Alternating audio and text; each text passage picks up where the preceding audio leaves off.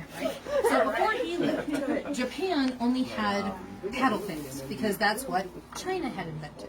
The Japanese invented the folding fan, and that opened up new ways of doing artwork for artists. So what people like Sotatsu Tawaraya did was they created what was called folding fan composition, where when they laid out the artwork that was painted on the folding fan, all of the important bits of information would be laid out so they'd be lined up with the spokes of the fan.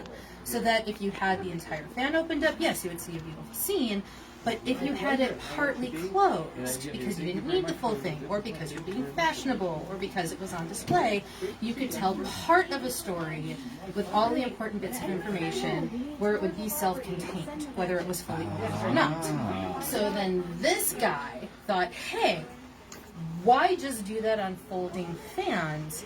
Let's do that on folding screens. So the room dividers. Before that time, the only kind of folding screens that really existed came from China and Korea, and they had hinges on them, right? Like brass hinges, where you would have an individual image on every single panel.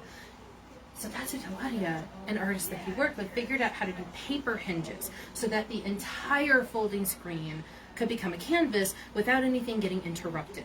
Okay, so just like with a folding fan now, with the folding screen, you could have the full thing open and have its giant glorious image, or you could have parts of it closed if you only wanted to block off part of a room or only wanted to tell part of a story, and you would still have a complete picture. Now, he is the guy that I studied for my master's thesis. He's the guy I went to Japan for, basically. Now, his disciple was Ogata Korin. Now, most people know Korin's work because of Fujin and Raijin. That looks like, for lack of a better way of putting it, it looks kind of like the green goblin and a white goblin that are kind of dancing about on opposite ends of a folding screen. It's, oh, yes, on Hirobi, actually. So most people, stay turned around, most people are familiar with this kind of image because it's on Japanese postcards, it's on travel brochures, everything like that. So even if people don't know the artist's name, it's an image that most people are familiar with. He is the person that did this scroll. Now, the reason why he is important and why all of this relates to what we actually do now is because Ogata Korin was actually a very famous kimono designer. So he created beautiful artwork that would be actually on kimono, and he created books called Hinagatabon that actually showed like the outline of the kimono and the patterning and where everything would go and how everything would be done, so that that information could be given to the kimono makers, to the dyers, so that those pieces could actually be produced. So in a weird way, even though this business didn't exist when I was studying his artwork, it all ended up being connected. So the French impressions. Well, yes, but we don't have time to go into that right now. I need to post my thesis because enough people have been asking me for it. But the point is that this is why we work on trying to collect these artists, and this is why we have them on display here. Because it's not just a, hey, look at something that's, you know, older than twice the age of the Constitution. Like, yes, that's a flex, but it actually has a purpose to it other than just being like, woohoo, art collection. Like, there's historical meaning to it that people should know. And it actually does kind of relate to everything that we're doing here. So if you were to get another piece to fall in line either prior or post, what would that be?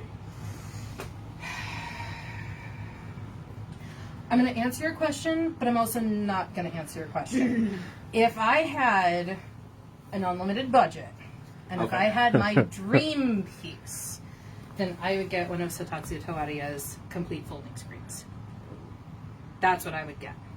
Because being able to have a folding screen done by this person that ended up, without really knowing it, knowing that he would be able to inspire artists that formed patterns on kimono that are still done in the ways that they intended it to be done to this day, that's what I would go for. So, I hope that answers your question. It did. But yeah. Yeah. Hi, live stream. Thank you for joining my mini TED Talk. So, woo. But yeah.